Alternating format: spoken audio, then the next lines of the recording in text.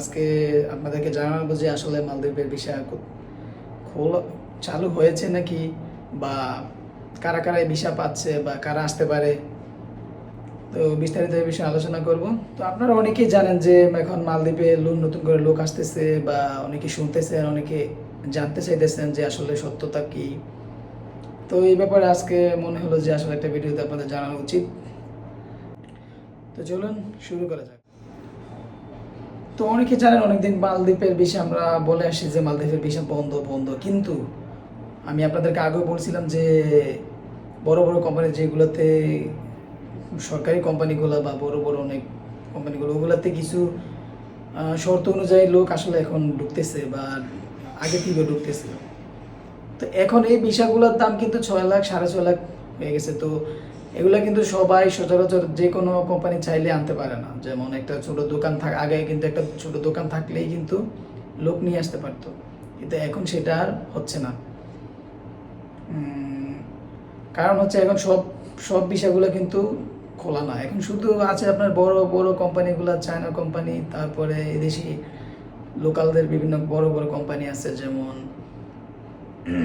আপনার রিসোর্টের, অনেকে রিসোর্টের কাজ, নতুন রিসোর্টেরগুলোতে কাজ করার জন্য অনেক লোক শ্রমিকের প্রয়োজন, তো সেক্ষেত্রে তারাই শুধু আনতে পারে। বা বিভিন্ন যেখানে আপনার কনস্ট্রাকশনের কাজ সাইটগুলো, ওগুলো কিন্তু চালু আছে। তো এখন এই ভিসাগুলোতে যেহেতু আছে, তারা এখন ফ্রি ভিসার নামে লোকগুলো ঢুকাইতেছে যে ফ্রি ভিসা আনার পরে এখানে কাজ দিবে বা রিসোর্টের নামই করে দিবে, এরকম সেরকম বলে কিন্তু আনতেছে।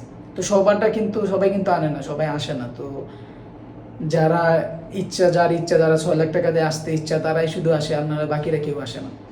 তো ভিসা খোলা বলতে শুধু এতটুকুই যে আগের মতোই যে বড় কোম্পানিগুলোতে লোক আসে, ছোটোগুলোতে আনতে পারে নাই।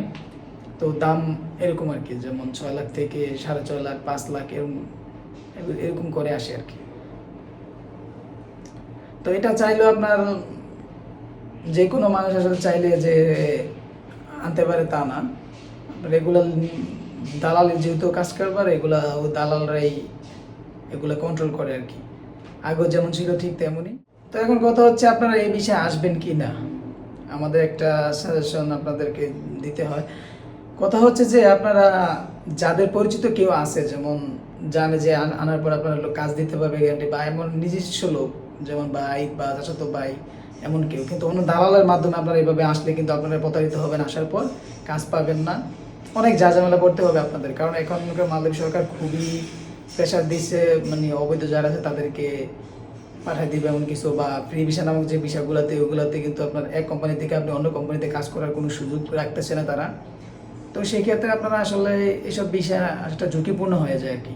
তো যাদের পরিচিত লোক আছে, আত্মীয় স্বজন বা ভাই থাকে বা থাকে, তারা যদি আসেন, এটা আপনাদের ব্যক্তিগত ব্যাপার। কারণ আমার ব্যক্তিগত আমি মনে করি না যে 6 লাখ টাকা দিয়ে আসার পর আপনি বড় কোনো একটা স্যালারি পাবেন। আর বিষয় হয়ে গেছে মনে করেন মিডল ইস্টের মতো, যেমন সৌদি আরব যাইতে লাগে 4 লাখ 4.5 লাখ, কিন্তু মালদ্বীপ আসতে লাগে টাকা 6 লাখ। তো এটা আপনারা ডিসিশন নেবেন যে আপনাদের সবারই আসলে বুঝার ক্ষমতা আছে, যে আপনাদের বিবেক আছে, আপনারা সেই বিবেক দিয়ে আপনারা এই কাজ করবেন যে আপনারা 6 লাখ টাকা থেকে মালদ্বীপ আসবেন না অন্য কোথাও যাবেন, সেটাই। কিন্তু এগুলার সংখ্যা খুবই সীমিত, একেবারে আহামরি ভিসা উঠে না, খুবই কম সংখ্যা, এদের খুবই কম। যাদের দালালদের সাথে যোগাযোগ আছে বা পরিচিত আছে, তারা হয়তো তার লোক আনতে পারে, কিন্তু সবাই আনতে পারে না। তো এটা এতটুকু বলা ছিল যে আপনারা ইচ্ছা করলে এবার আপনারা আসতে পারেন বা আসেন, সেটা আমাদের আসলে কিছু বলার নেই। আর কাজের অবস্থা তো আমি আগেও বলছি যে মালদ্বীপের কাজের অবস্থা খুবই খারাপ, যে এখন কাজের একটা সন্ধান পাওয়া যায় না বেশি একটা, বা কাজ নিতে চায় না সরকারের। একটা প্রেশার আছে যে সরকার এখন অবৈধদের রাখতে চায় না, লোক ধরাধরি এগুলো চলতেইছে অবিরতই। তো একটু মালদ্বীপ সরকার এখন আরও কঠোর হচ্ছে দিন দিন। তো আপনারা ভেবে চিন্তে আসলে ভিসা নামক যে শব্দগুলো বা যে বিষয়গুলো, যে বিষয়ে আপনারা আসবেন, একটু হচ্ছে ভেবে চিন্তে আসাটাই মনে হয় আমার কাছে ভালো হবে।